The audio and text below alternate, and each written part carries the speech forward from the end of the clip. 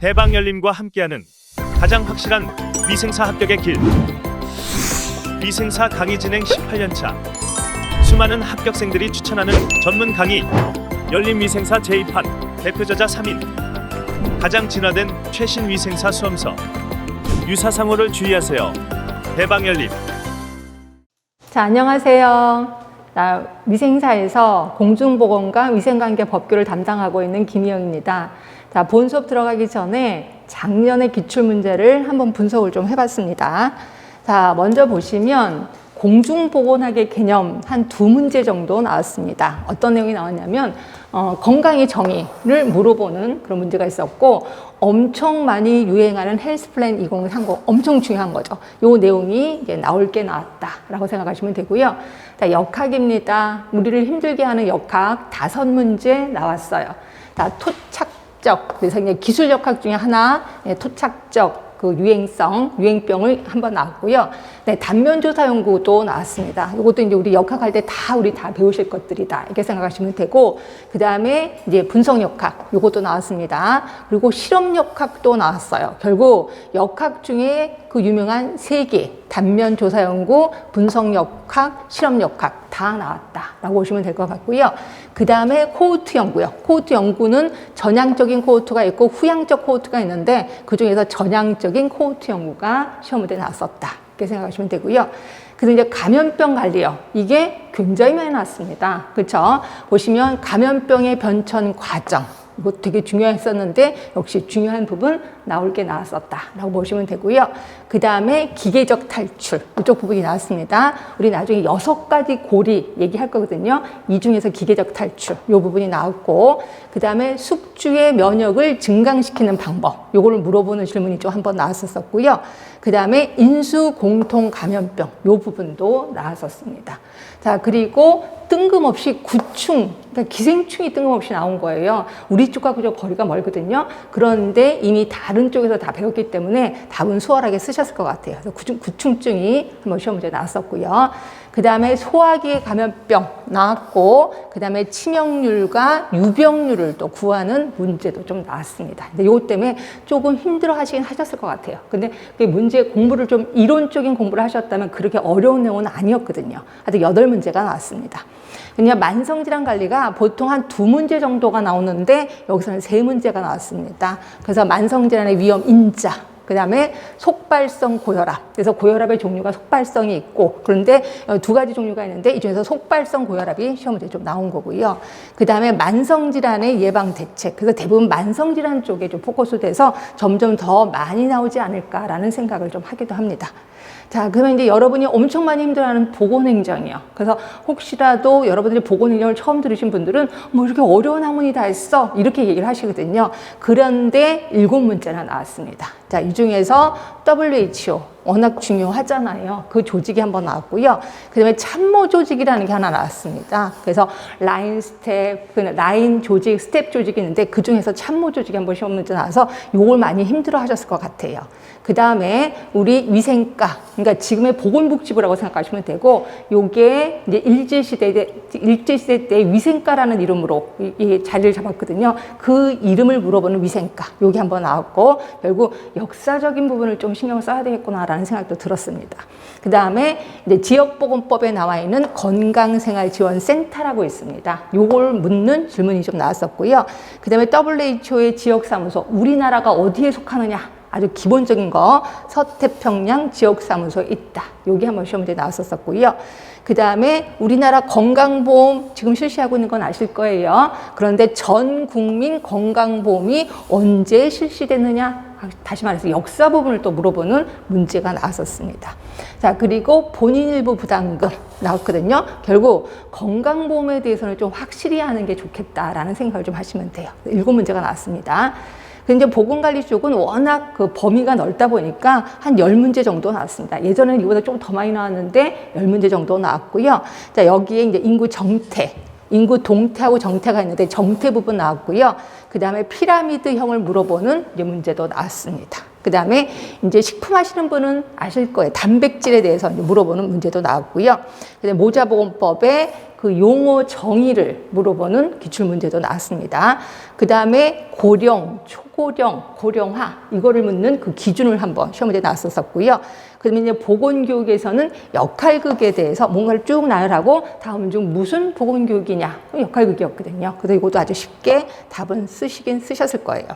그 다음에 이제 보건교육 방법에 대해서 한번 물어보는 게 나왔고 뜬금없이 우리는 보건교사도 아닌데 보건교사의 역할을 묻는 시험 문제가 좀 나왔었습니다. 왜냐하면 보건교사의 역할이 굉장히 많거든요. 법에서. 그거를 물어보는 질문이 나왔었고 그다음에 이제 정신장애의 원인 이거는 정신장애를 잘 모르더라도 그 원인이 너무 쉽기 때문에 수월하게 답은 쓰셨을 거예요.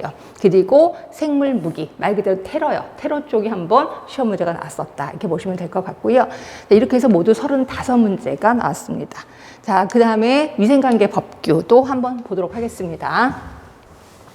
자, 우리가 모두 6개의 법을 배우실 거예요. 6개의 법을 배우시는데 이 중에서 공중위생관리법이 제일 양이 작아요. 그런데도 불구하고 문제는 5문제가 나왔습니다. 결국 양이 작은데 5문제가 나왔다는 건 좀 깊게 나왔다라고 생각하시면 될 것 같고요.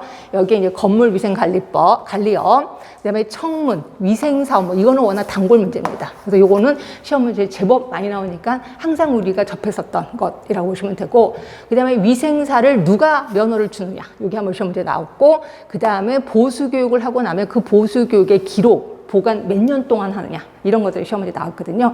근데 대부분 건물위생관리업만 빼고는 나왔던 것들이 나왔었다라고 보시면 되고요.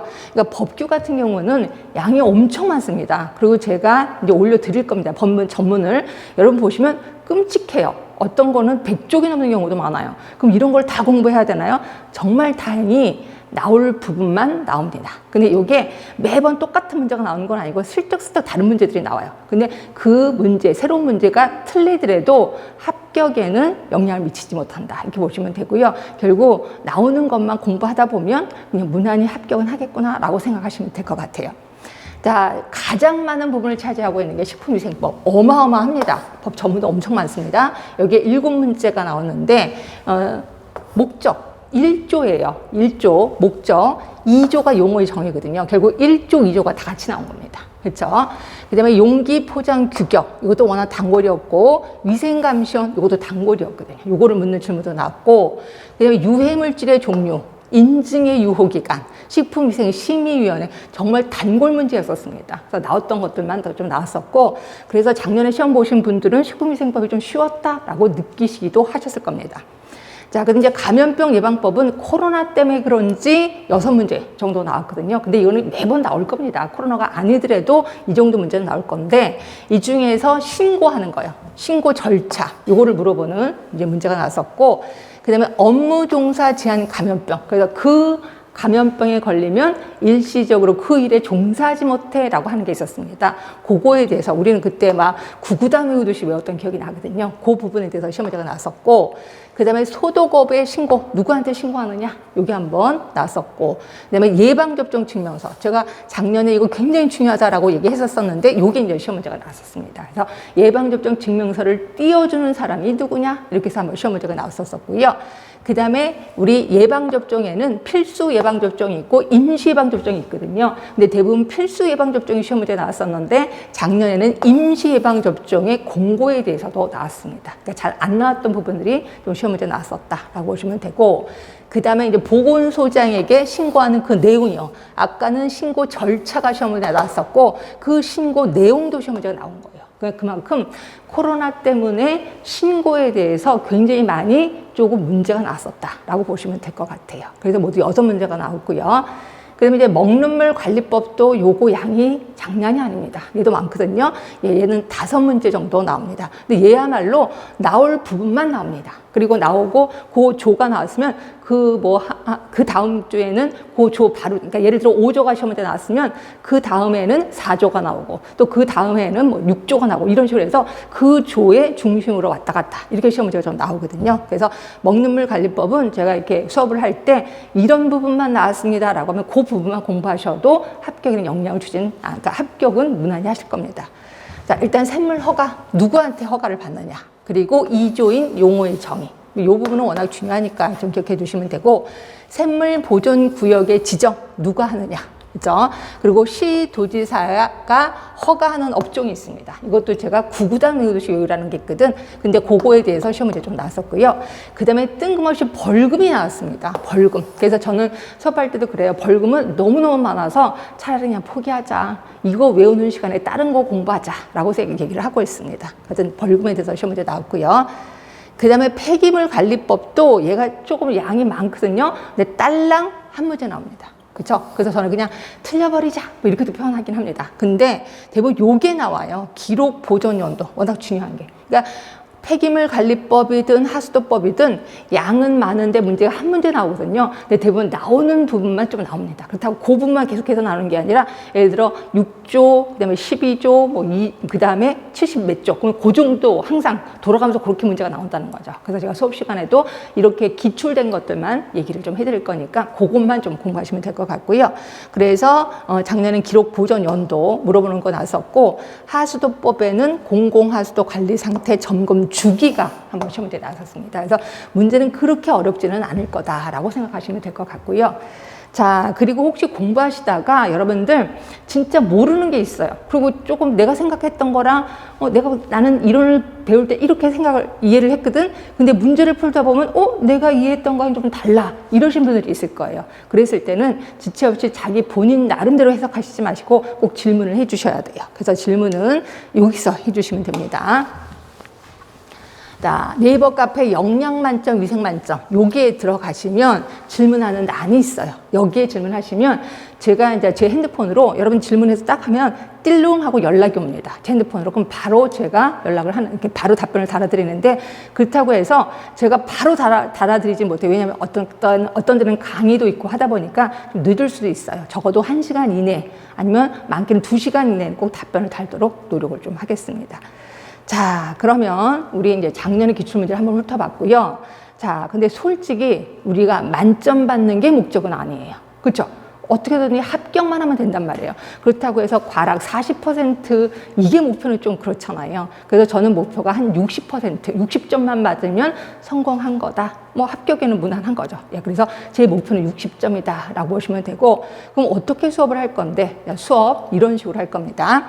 제가 맨 처음에 이제 한번 전체적으로 훑어드릴 거예요. 그러니까 제일 처음에는 숲을 볼 겁니다. 그래서 칠판에 제가 이런 것들을 배울 겁니다라고 쭉 쓸 겁니다. 그러니까 숲을 한번 보는 거죠. 그리고 여기에 중요한 포인트를 제가 얘기를 해드릴 겁니다. 자, 그리고 나서 이제 말만 얘기하는 거예요. 여기까지는. 그 다음에 여러분 책을 보고 줄을 쳐드릴 겁니다. 왜냐면 말로만 얘기하면 여러분들이 금방 잊어버리잖아요. 그래서 책을 보고 제가 조금 전에 중요했던 부분을 다시 줄을 쳐드릴 겁니다. 그때는 이쪽 부분은 기출문제도 나왔었고 이쪽 부분은 되게 중요하니까 반드시 외우시고 이쪽 부분은 그렇게 중요하진 않지만 기출문제 나오진 않았지만 그래도 좀 알고는 있어라. 뭐 이런 식으로 얘기를 할 거고 어떤 부분은 과감하게 이거는 그냥 넘어갑니다. 이렇게도 얘기를 할 겁니다. 그래서 책을 보고 줄을 칠 거고요. 그리고 제가 이제 3시간을 배우는데 마지막 시간에 한 10분 정도 남겨놓고 일명 가로놓기를 할 겁니다. 자, 이거는 PPT 자료를 보면서 지금까지 배웠던 3시간 동안 배웠던 거를 다시 한번 리마인드를 시키는 거예요. 회상을 시키는 겁니다. 그래서 가로놓기에서 답을 그 가로 안에 있는 단어를 머릿속에 좀 기억을 해라 라고 보는 거예요. 결국 똑같은 이론을 3번 할 겁니다. 3번. 3번만 하나요? 죄송하지만 다음 주에 쪽지 시험이 또 기다리고 있을 겁니다. 오늘 배운 거를 다음 주에 쪽지 시험을 그러니까 좀 일찍 오셔야 돼요. 일찍 오셔서 쪽지 시험에 답을 좀 달아야 된다. 이렇게 보시면 되고요. 결국 똑같은 내용을 4번 하게 됩니다. 그러다 보니까 정말 중요한 건 당연히 그냥 저절로 암기가 된다라고 보시면 돼요. 그래서 저는 그냥 암기 쪽에 포커스를 줄 겁니다. 암기 쪽에. 물론 이해도 하시긴 하셔야 되겠지만 중요한 건 암기라고 생각하시면 돼요. 그래서 달달달달 하다 보면 어느새 이제 외우게 된다. 이렇게 보시면 될 것 같고요. 자, 그러면 이 정도 제가 잔소리를 좀 하고요. 그다음 이제 본격적으로 수업 들어가도록 하겠습니다. 자, 책은 이쪽이에요. 우리 이제 공중보건학의 개념 좀 들어갈 건데, 자, 우리 맨 처음에 공중보건학의 개념에 맨 처음에 건강의 정의부터 들어갈 거예요. 건강의 정의. 자, 그리고 건강의 정의가 끝나고 나면 공중보건의 정의를 들어갈 겁니다. 공중보건의 정의. 자, 그리고 나면 여러분들이 조금 힘들어하는 역사에 대해서 하도록 하겠습니다. 역사. 자, 그리고 요 개념은 좀 알아두세요. 1차 보건의료라는 말이 있고 좀 낯설 수도 있어요. 1차 보건의료 그리고 또 하나가 건강증진 요 두 가지 개념에 대해서 얘기하도록 하겠습니다.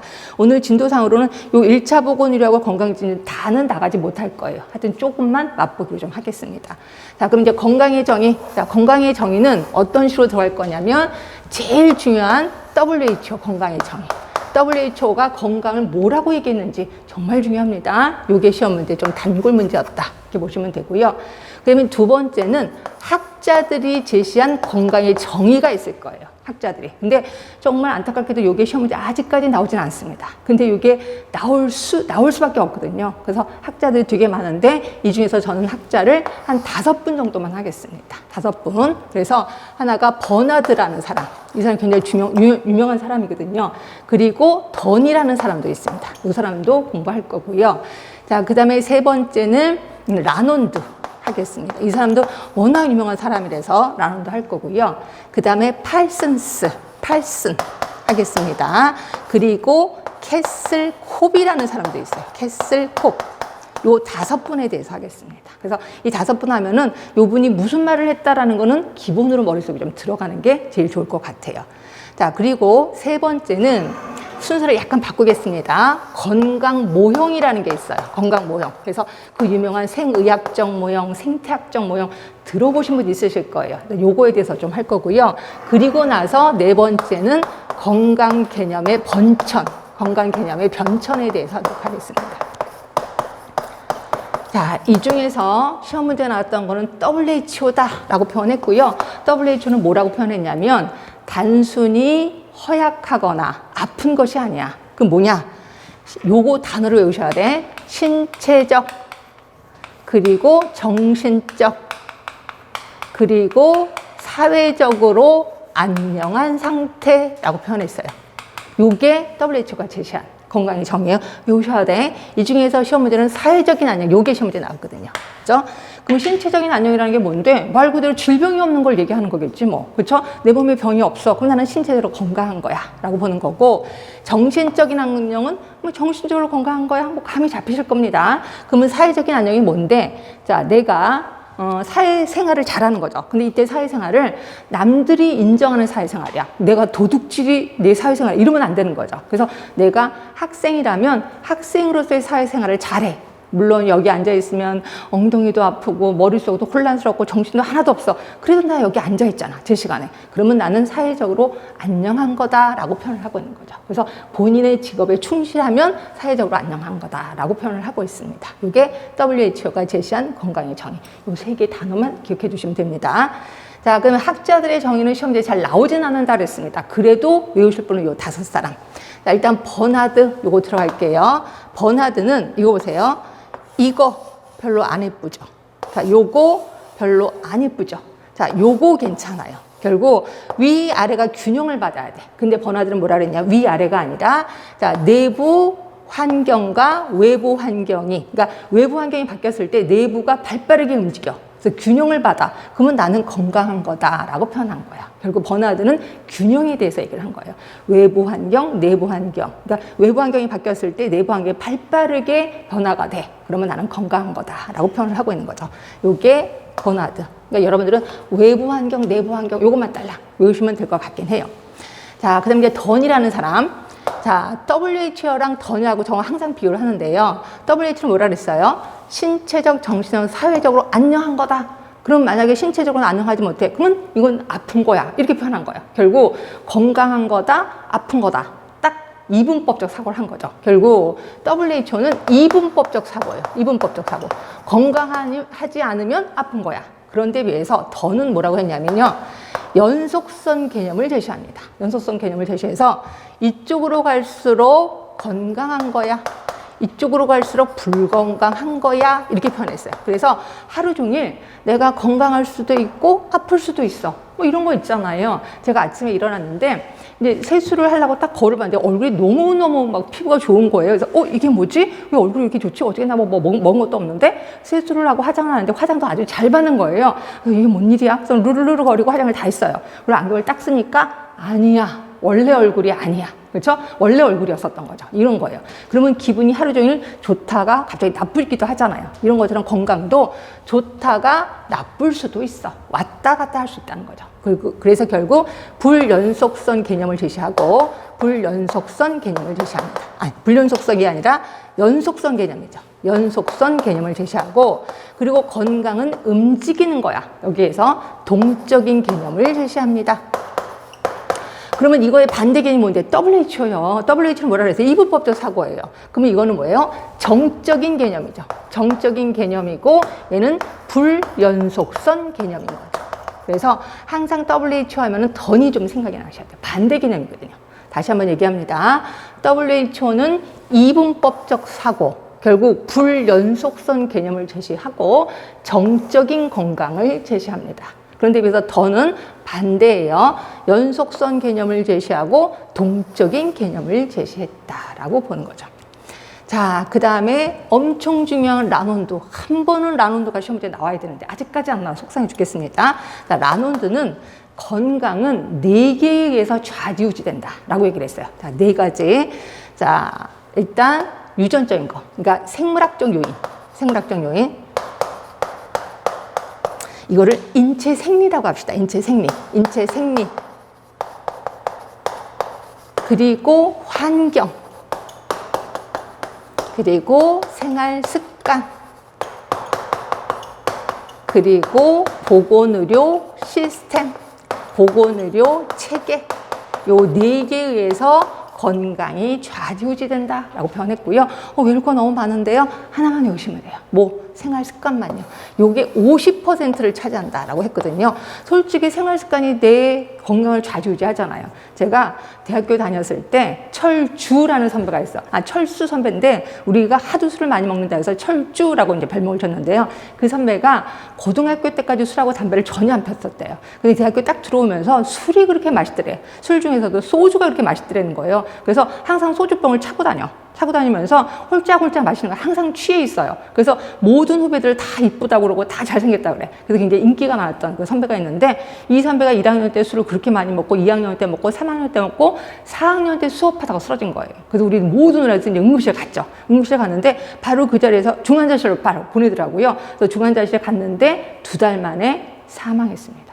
엄청 깜짝 놀랐습니다. 그래서 제가 4년 동안 술을 중창 먹으면 결국 죽게 되는 걸 느끼게 있는데 이거예요. 생활 습관이 운동도 안 하고 술만 먹어. 그럼 나는 건강이 악화될 수밖에 없어요. 근데 내가 운동하는 습관이 있어. 그럼 나는 건강해질 수밖에 없는 거죠. 그래서 생활 습관이 50%를 차지한다라고 얘기한 사람이 라논드예요. 그래서 이 라논드 좀 머릿속에 기억을 해두시면 되고 여유가 되시면 4개 다 외우면 좋은데 여유가 안 돼요. 그러면 생활 습관만이라도 외워두시는 게 좋을 것 같아요. 자, 그런데 비해서 팔슨이라는 사람, 팔슨은 자, 저는 이렇게 외웠어요. 펄슨 이렇게 외웠어요. 펄슨. 그럼 펄슨 하면은 이거는 뭐예요? 사람. 그렇죠? 사회생활 하는 거잖아요. 결국 팔슨은 뭐라 그랬냐면 항상 사회적인 역할과 뭔가를 얘기를 했어요. 사회적인 역할. 그래서 사회적인 역할을 잘하면 건강한 거야. 근데 아프면 사회적인 역할을 안 해도 돼. 그래서 사회적인 일탈을 얘기를 했습니다. 내가 아파. 오늘 학교 못 나가도 되잖아요. 그렇다고 내가 학교 못 나간다고 게임만 하면 안 되는 거지. 그럼 어떻게 해야 돼? 병원에 가야 된다는 거죠. 그래서 내가 아프면 사회적인 일탈을 허용하는데 그렇다고 해서 환자의 역할을 등한시하면 안 돼. 환자의 역할이 뭔데? 병원에 가서 치료받으려고 노력을 해야 된다. 이렇게 보시면 돼요. 그래서 항상 팔스는 사회적인 역할에 대해서 얘기를 한 사람이라고 보시면 되고요. 근데 캐슬콥 요분도 왜 안 나오나 싶기도 합니다. 요분은 요거는 그 3단계를 얘기를 해요. 사람의 3단계. 그래서 맨 처음에는 예방보건행동이라고 표현해. 예방행동이라고 보시면 돼요. 그러니까 이거예요. 건강하다고 믿는 사람이 이 건강을 유지할 수 있다라고 생각을 해. 그러면 건강을 유지하려면 뭐 하겠어요? 운동하고 맛있는 거 먹으러 다니고 그리고 술 안 먹고 담배 안 피고 이런 행동을 하겠죠. 그래서 이런 행동을 해서 건강을 유지할 수 있어. 또 질병을 예방할 수 있어 라고 생각하는 사람들이 하는 행동이야. 이게 예방보건행동이라고 표현합니다. 자, 그러다가 아파요. 아픔 행동이에요. 자, 아픔 행동은 예를 들어서 밥을 먹었는데 소화가 안 돼. 그럼 여러분 어떻게 하세요? 밥 먹었는데 소화가 안 돼. 어떻게 해요? 괜찮겠지 뭐. 근데 그 다음에 또 계속 소화가 안 돼. 어떻게 해요? 네, 그렇게 하잖아요. 집에 있는 소화제 주워 먹잖아요. 그런데도 불구하고 일주일이 지났는데 또 계속해서 소화가 안 돼. 그럼 어떻게 해요? 저는 이렇게 엄마한테 따달라고 그래요. 엄마 나 바늘 좀 따줘. 이렇게 그래요. 근데 따줬는데도 또 계속 아파. 그러면 그때서야 병원에 갑니다. 이런 모든 행동을 아픔의 행동이라고 표현해요. 아프다고 느끼는 사람들이 하는 행동이에요. 물론 병원에 가는 것까지지.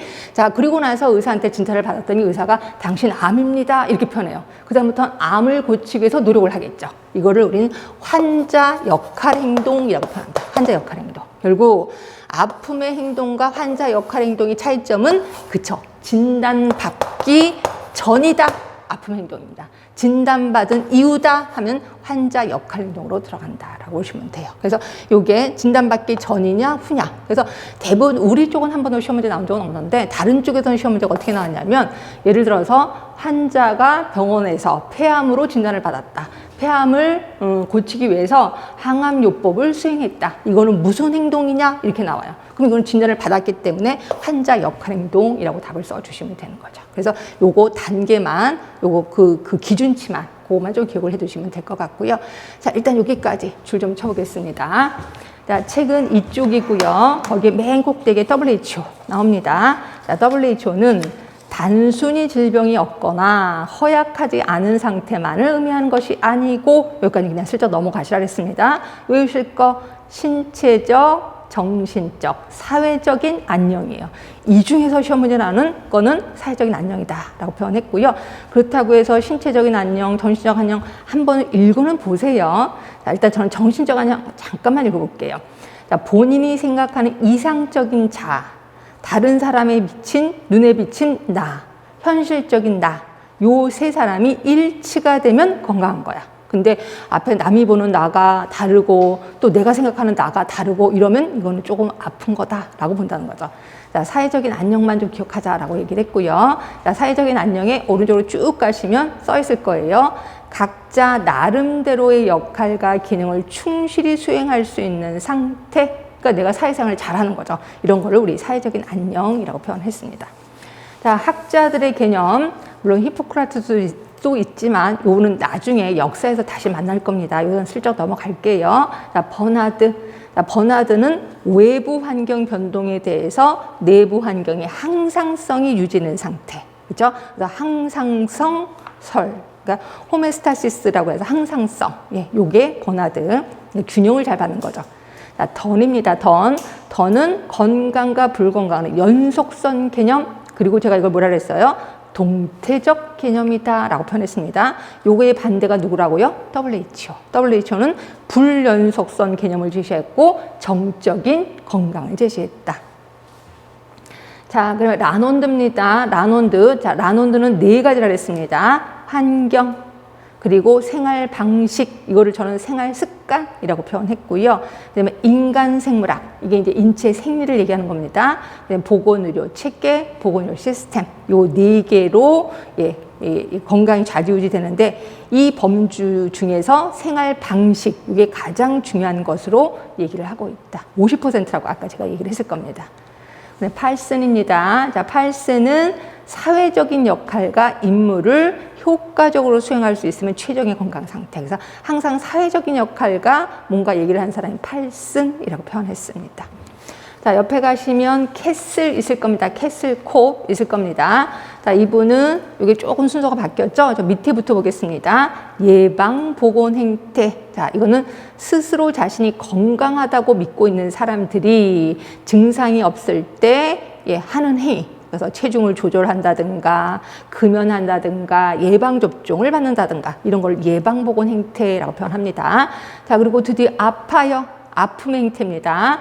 스스로 아프다고 생각하는 사람이 의사의 조언을 얻고 관련된 행동을 얻는 거, 물론 바로 병원에 가지는 않을 거예요. 아까 말한 대로 집에 있는 약을 주워 먹는다는 거, 또 엄마한테 따달라는 거, 이런 모두 다 아픔 행태, 결국 진단받기 전이다라고 표현했고요. 그리고 이제 환자 치료 행태, 이제 환자 역할 행태 이렇게도 표현합니다. 치료를 받고 있는 과정에서 치료 지침에 대한 반응을 나타내는 거고 말 그대로 순응하는 거죠. 그러니까 순응한다는 건 결국 의사가 하라는 대로 그대로 따르는 거예요. 이거를 환자 치료 행태 또는 환자 역할 행태라고 표현하고 싶으면 되는 거죠. 이게 캐슬 콥입니다. 자, 이렇게 해서 우리 학자들이 말한 건강의 개념 얘기를 했고요. 자, 그 다음에 우리 뭘 할 거냐면 건강 모형 하겠습니다. 건강 모형도 시험 문제 한 번도 나온 적은 없는데 왜 안 나오나 싶기도 합니다. 자, 일단 이렇게 해서 줄게요. 자, 건강 모형은 순서를 꼭 굳이 지킬 필요는 없지만 일단 순서대로 제일 처음이 뭐가 나오냐면 제일 처음이 생의학적 모델이 나옵니다. 생의학적 모델. 자, 생의학적 모델은 뭐냐면요. 뭐와 뭐의 관계냐면 숙주와 병원체 간의 관계예요. 근데 이전에 생의학적 모델은 조금만 깊게 들어갈게요. 심신이원론을 주장합니다. 심신이원론은 뭐냐면 이게 마음이거든요. 마음심. 그리고 신은 몸입니다. 그러니까 몸과 마음은 따로따로야 라고 얘기하는 거예요. 그래서 몸이 아픈, 마음이 아픈 거는 어떻게 할 수가 없어. 의사가 못해. 이건 하늘에 계신 이는 하느님이 알아서 할 거야. 근데 몸이 아픈 건 이거는 내가 치료해 줄게. 그래서 의사가 몸이 아픈 거에 대해서만 얘기를 해줍니다. 그래서 이때 당시에는요, 환자 수술을 하잖아요. 지금 마취제라는 게 있는데 그때는 마취제가 없었어요. 그럼 어떻게 했냐면 환자한테 술을 먹여요. 술을 먹이고 배를 쩍 걸라. 그럼 환자가 막 아프다고 소리 지르면 야, 술 더 먹여? 이러는 거예요. 계속 술 먹이고 이쪽은 수술을 하는 거예요. 그러고 나서 이제 환자가 술을 많이 먹으면 이제 뭐 기절 비슷하게 하잖아요. 그렇게 놓고 수술을 다 합니다. 그래서 수술 다 해놓고 나서 수술 끝났습니다라고 딱 봤는데 죽었어. 그러면 하나님이 데려갔구나. 이렇게 얘기를 했어요. 이게 심신이원론 상황이에요. 그래서 몸, 마음은 따로따로다. 근데 솔직히 아니잖아요. 마음이 아프면 몸도 아프고 몸이 아프면 마음도 아프거든요. 그래서 이게 나중에 심신이론론으로 가게 된단 말이야. 근데 그때 당시에는 심신이원론의 마인드였었어요. 그래서 요 몸에 숙주라고 표현합니다.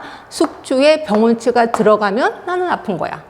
근데 내 몸에 있던 병원체가 빠져나갔어. 그럼 나는 건강한 거야 라고 보는 거죠. 그래서 숙주와 병원체 간의 관계를 얘기한 게 생의학적 모델이라고 보시면 되고, 그 다음으로 만들어진 모델이 뭐냐면 생태학적 모델이에요.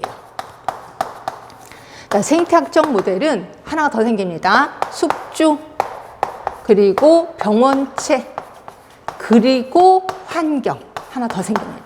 그렇죠? 그러면서 요 환경이 중요하다라고 표현했고요. 이건 우리 나중에 역학에서 또 배울 겁니다. 역학에서 아주 지렛대를 제시합니다. 그래서 지렛대를 제시하고 이렇게 얘기하는 거죠. 그래서 여기는 지렛대 받침이야. 그리고 여기는 숙주야. 여기는 병원체. 아구나. 정확히 가르쳐 드려야지. 여기가 병원체고 여기가 숙주예요. 그래서 얘네들이 균형을 받으면 건강한 거야. 근데 어떤 이유에서든지 균형이 깨져. 그러면 이거는 병이 생긴 거야 라고 표현을 하고 있습니다. 이러면서 제일 중요한 거는 요 환경이다 라고 표현을 한 거죠. 요거를 우리는 생태학적 모델이라고 표현합니다. 그러니까 여러분들은 요 요소들을 기억하시면 돼. 숙주, 병원체, 생의학적 모델. 그리고 생태학적 모델은 숙주, 병원체, 환경. 이 중에서 중요한 거는 환경이다 라고 보시면 되고요. 그 다음에 세 번째는 사회 생태학적 모델이 있어요. 사회 생태학적 모델. 자, 사회 생태학적 모델은 숙주 그대로 내려옵니다. 그렇죠? 그리고 병원체, 환경, 묶어서 환경으로 내려와요. 결국 병원체를 환경 안에 집어넣은 거죠. 그리고 하나 더 생겼는데 이게 개인 행태예요. 자, 개인 행태가 뭔데? 이게 습관이에요, 습관. 그러니까 내가 담배 피는 습관이 있어, 뭐 술 먹는 습관이 있어. 요 습관이에요. 그걸 개인 행태라고 표현했고요. 이 중에서 제일 중요한 거는 개인 행태다라고 표현했습니다. 개인 행태. 자, 그 다음에 또 있습니다. 사회 문화적 모델이 있어요. 사회 문화적 모델. 얘는 그렇게 중요하진 않아요. 그런데 한번 뜻이나 좀 알려고요. 사회 문화적 모델은 여기에서는 준거 집단이라는 게 나옵니다. 준거 집단. 자, 준거 집단은 뭐냐면 예를 들어서 제가 이제 공무원이 됐어요. 공무원이 돼서 이제 계속 보건소를 다니고 있거든요. 근데 너무 아픈 거예요. 그래서 제가 계장님한테 계장님 저 오늘 너무 아파서 오늘 보건소에 못 나갈 것 같습니다. 이렇게 얘기를 해요. 그럼 계장님이 그래요. 어디가 아픈데? 어떻게 아픈데? 이렇게 얘기를 해요. 제가 뭐 엊그저께 술을 너무 많이 먹어서 어쩌고저쩌고 막 얘기를 하잖아요. 계장님이 뭐라는 줄 아세요? 야, 그건 아픈 것도 아니야. 다 그렇게 술 먹으면 그렇게 아파. 다 그렇게 아파. 그러니까 나와. 이렇게 얘기해. 그럼 나는 환자 아니에요. 그렇죠? 근데 기장님이 야, 너 몸 조심해야 돼. 젊을 때부터 몸 관리 잘해야 돼. 너 빨리 병원에 가. 그럼 난 그다음부터는 환자가 되는 거예요. 결국 내가 아프다 안 아프다를 누가 판단해? 준거 집단이 판단을 하는 거예요. 준거 집단은 뭔데? 내가 소속되어 있는 집단이요. 또는 내가 가고 싶어하는 집단이요. 그 준거 집단에서 아프다 안 아프다를 판단한다는 거죠. 그렇죠? 요걸 사회문화적 모델이라고 표현하는 거고요.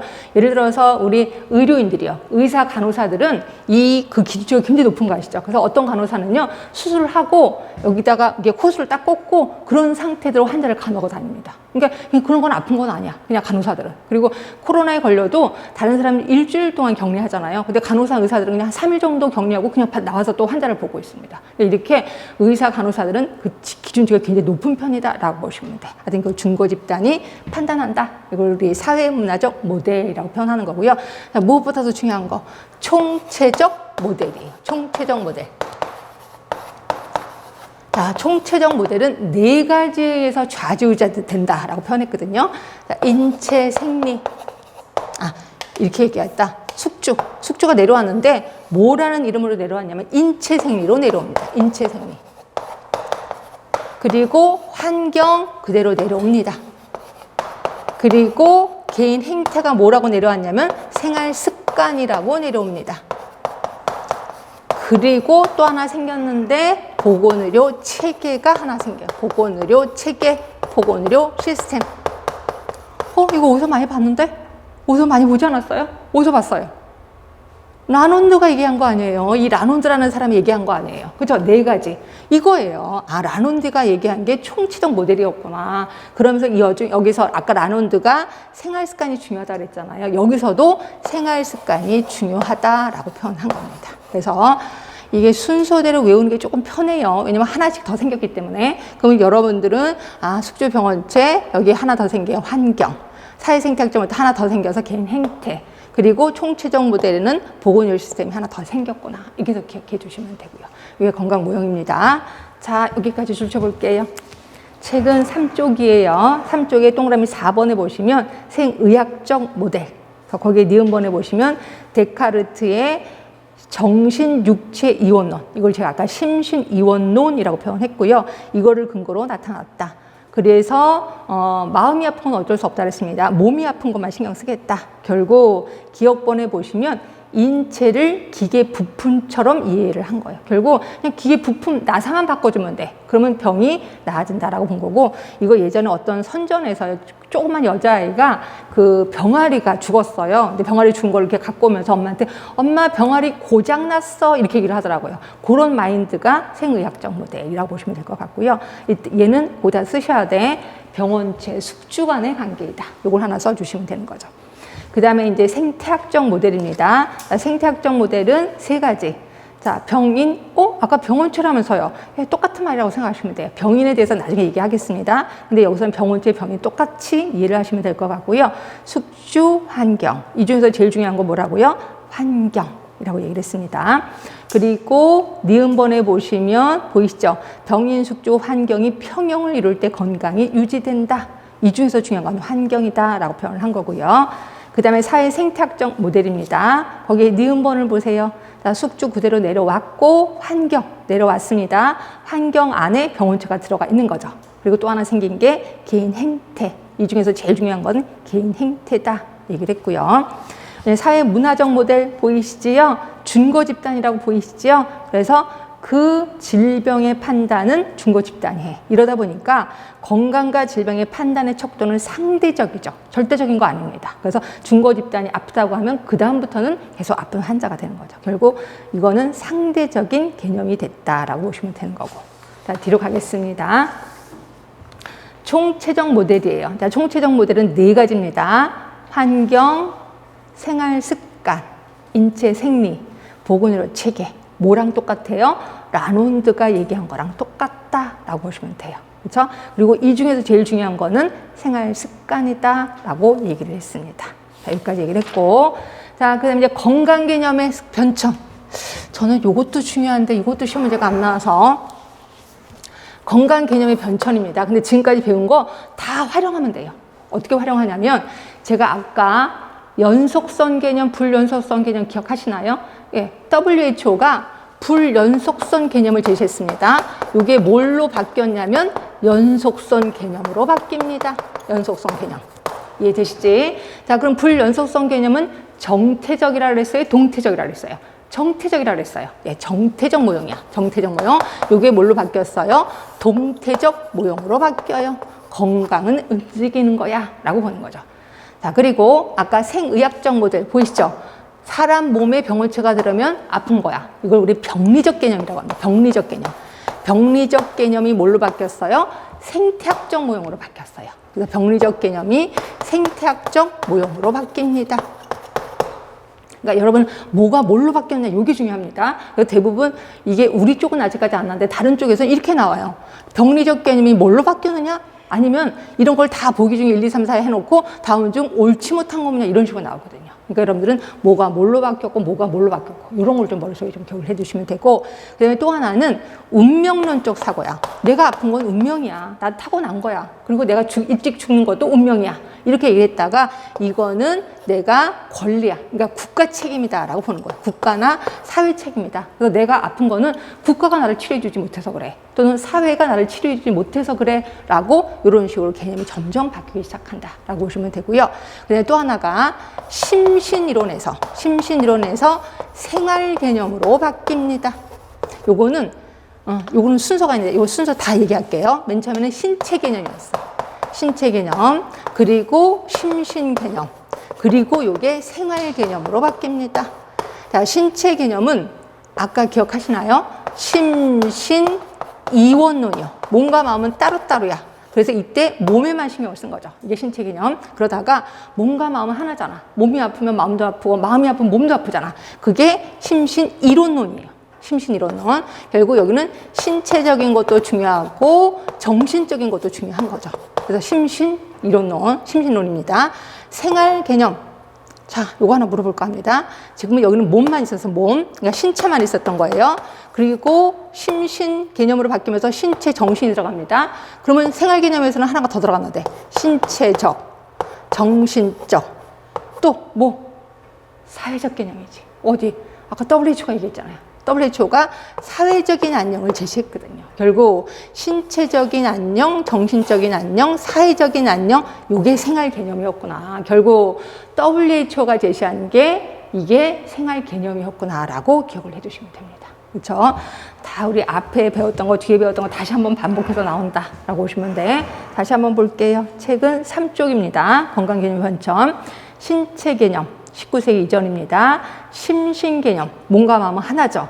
그리고 생활 개념. 생활 개념은 뭐예요? 신체적, 정신적, 사회적인 안녕. 그러니까 사회라는 개념이 하나 더 들어간 거야. 그래서 이걸 생활 개념이라고 하는 거고, 이게 WHO가 제시한 건강의 정의.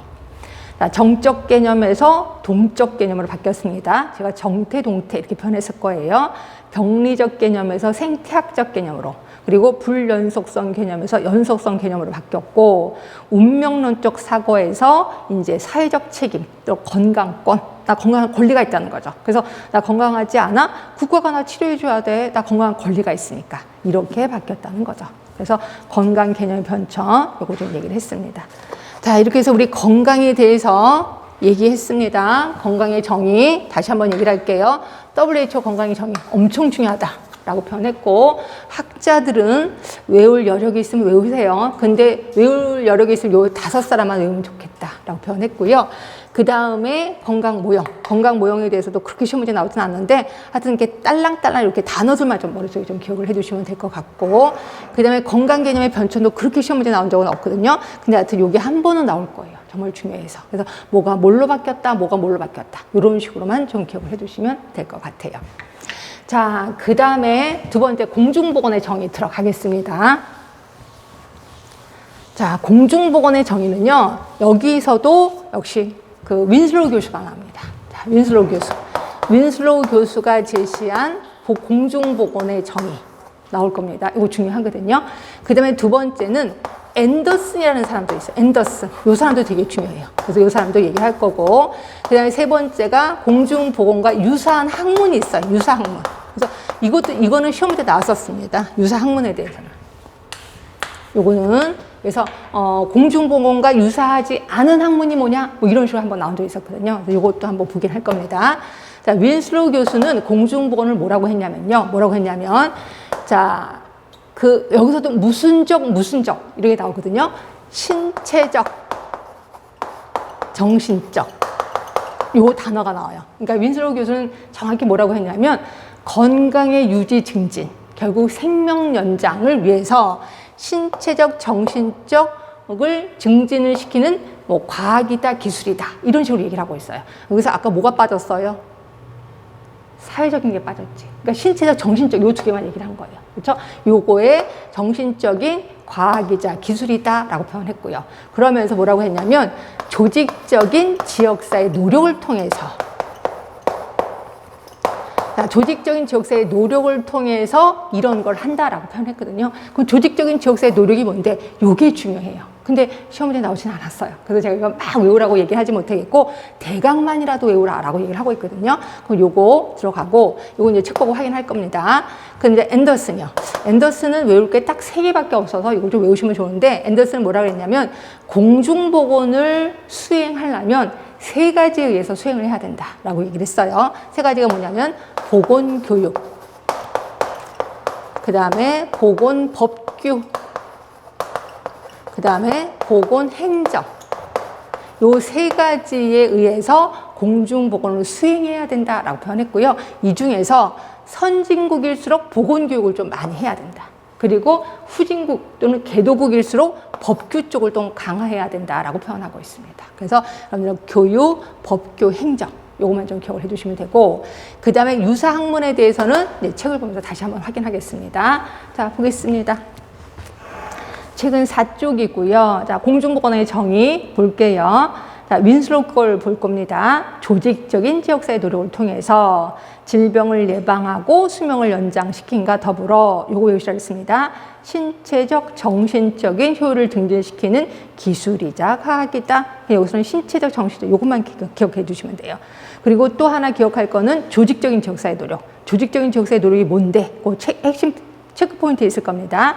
요 5개거든요. 근데 저는 이거 어떻게 외웠냐면 이렇게 외웠습니다. 순서를 약간 바꿨습니다. 전염병 관리. 내가 전염병에 걸린 거예요. 그럼 사람들이 뭐라 그래? 네가 더러워서 그런 거 아니야? 이렇게 얘기를 한단 말이에요. 위생, 개인 위생 교육 들어갑니다. 그러면 제가 뭐라 그래요? 아니야, 내 환경이 문제야 라고 환경 탓을 합니다. 그렇죠? 하여튼 이렇거나 저렇거나 치료받으러 들어가자. 그게 4번이에요. 거기 보시면 질병의 조기 진단 및 치료를 위한 의료 간호봉사의 조직화예요.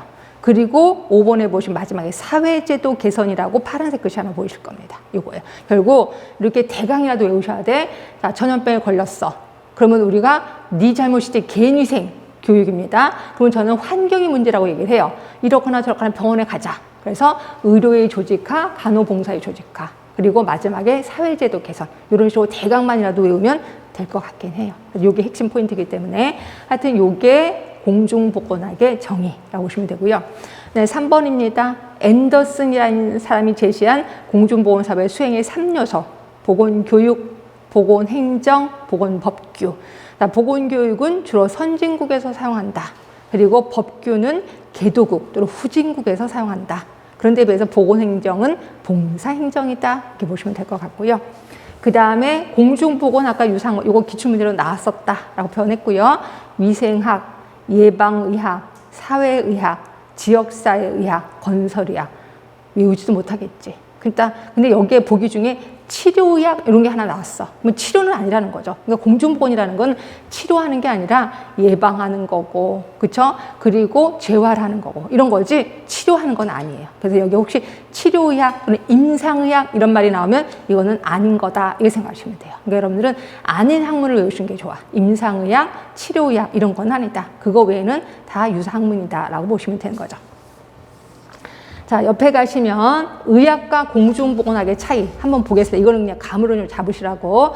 일단 공중보건의 연구 대상은요, 지역사회 전체 주민이에요. 그럼 전체 주민 안에는 아픈 사람도 있고 건강한 사람도 있을 거예요. 둘 다 대상이 됩니다. 그런데 비해서 임상의학은 개인, 환자 중심이에요. 아, 이런 게 공중보건과의 차이점이구나. 진단 방법은, 자, 우리 임상의학은 당연히 검사를 합니다. 그런데 공중보건은 통계를 해요. 통계를 해서 말 그대로 건강 수치, 건강 통계치가 있을 거야. 우리 좀 이따 배우실 겁니다. 이런 거 갖고 진단을 해요. 자, 질병 관리 보세요. 어디서 많이 봤죠? 교육, 관리를 슬쩍 행정이라 바꿔. 그리고 봉사. 그럼 또 하나, 법규. 아까 했던 앤더슨이 얘기한 거. 예, 3대. 요걸로 관리를 합니다. 그러나 임상의학은 투약 수술을 하는 거죠. 자, 목적은 신체적, 정신적 건강과 능률을 증진. 아까 윈슬로가 제시한 거. 근데 임상의학은 투약, 치료, 재활. 아, 이런 거구나. 차이점이 이렇구나. 그래서 우리는 이런 공중보건을 배우는구나. 라고 기억해 주시면 되고요. 자, 조금만 쉬셨다가 이제 역사 부분 들어가도록 하겠습니다.